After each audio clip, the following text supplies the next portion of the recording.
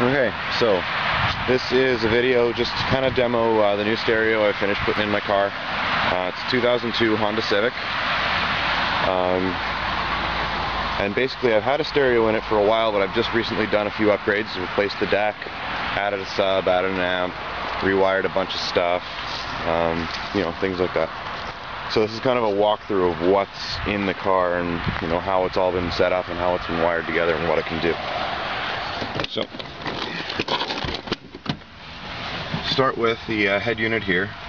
It's a Pioneer FH-P8000BT. It's a Bluetooth ready double-DIN head unit, and basically it needs a double-DIN dash trim right here. I got this, it's a Metra part. Metra makes all these things, they're really useful. And it just fits right in there, bolts right into the stock metal cage. I'll show you that right away. And it works with the cell phone, automatically pairs up. It has a microphone up here. You can mount that anywhere you want. I just chose to put it up here by the mirror because I didn't like the look of it anywhere else and it kind of got in the way. The wire from this runs all the way along the glass and all the way down the A-frame here, the A-pillar, then all the way down to the side and then in behind the glove box and up in behind here. So I'm going to pull this out and we'll have a look at it here.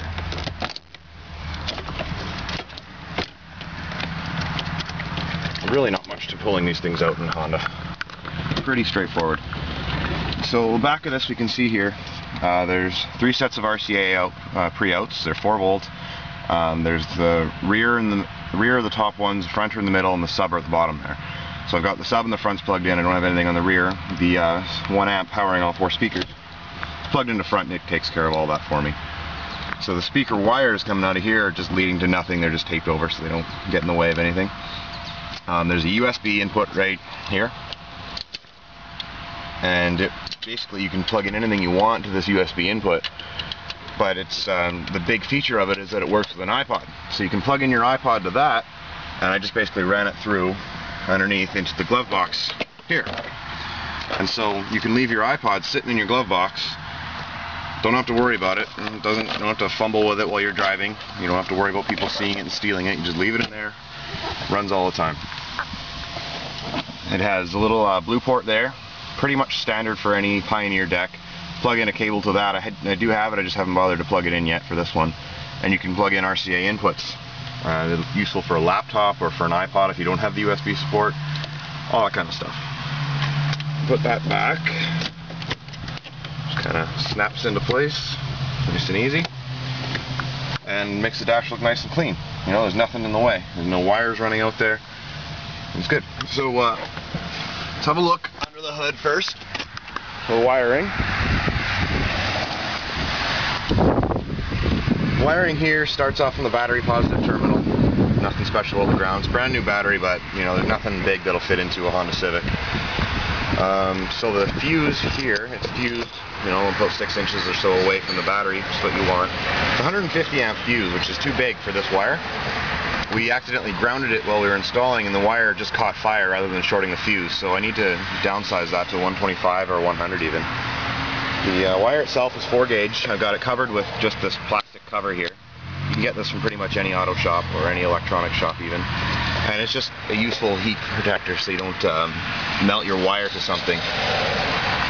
Really useful. So it runs through the engine, through a little grommet in there, comes out on the driver's side underneath the floor. I don't know if I can see it or not. I don't think so. I think I hit it pretty good. And yeah, it comes all the way down underneath the floor and underneath this trim here. It's all strapped in so we don't accidentally short it again. It goes all the way behind and then through to the back of the car, all the way into the trunk where one of the amps is mounted. So as soon as my seatbelt decides to cooperate with me, there we go. You can see there's where the power wire comes running in. I'm going to have to get my keys and unlock that.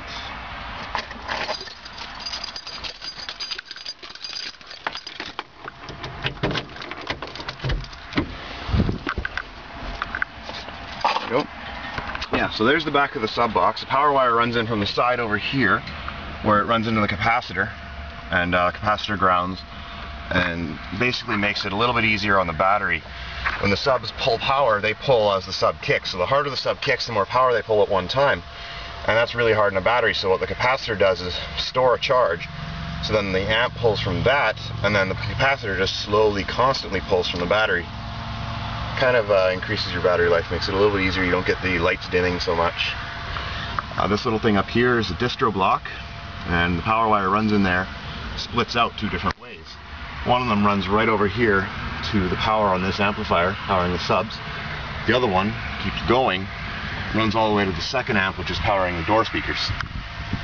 I'm probably getting a bit of noise in the lines right now, just from the fact that the power wire is running so close to my speaker and RCAs right here. I can either insulate the wires or move them around so they aren't in the way. I'll get around to that at some point, but for now it sounds alright. I'll have a look at the other amp underneath the driver's seat.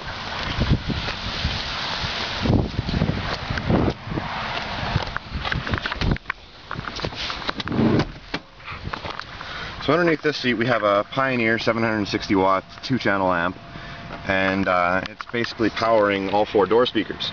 I don't get the front-rear separation that I would, running right off the head unit, but it doesn't really matter. I never split it to the front and back anyways, so big deal.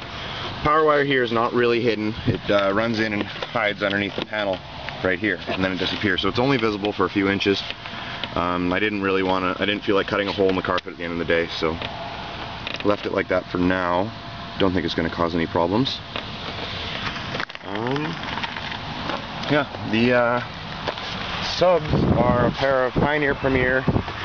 They're 10-inch, 1500 watt max, and 600 watts RMS. And the amp powering them is a Twister F2 series. It's 1250 watts by 2 channels, so it's putting out roughly 600 each sub, which is exactly what you want. The box, just a Baseworks separated box. It's ported both sides, and nothing special about that. I just found it at Future Shop. Capacitor on the side here, Stinger 1 farad, good for up to 1000 watts or so, although I'm never really using 1000 watts at a time, so it should be just fine. Yeah, I don't have a second grill. I only have the one grill. I can't seem to find another one. They don't make them like that anymore. I can't seem to find that exact design anywhere, and it's hard to find a matching set that look any good anywhere else. So that's why there's only one. I think that's about it for just the components. Oh yeah, the RCA wires, the speaker wires. All of the audio wires run on this side, on the driver's side, and all the power wire runs on the passenger side over there. That way they keep them separated and you don't get noise in the lines from them being too close to each other. So there are, you can see the RCA and the remote wires. I have them tucked back here. Should really be strapping them to this.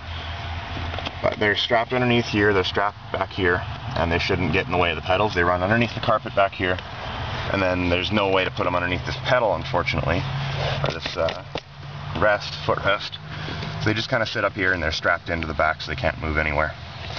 And they come in behind all the panels here, underneath all the floor trim, and past all the speaker wire and power wire back here. The speaker wires run out for the amp here, so do the RCAs for this amp. The other RCAs keep going through the back, all the way through to the trunk. I had to take all the seats out and the panels out and everything just to hide the wires properly.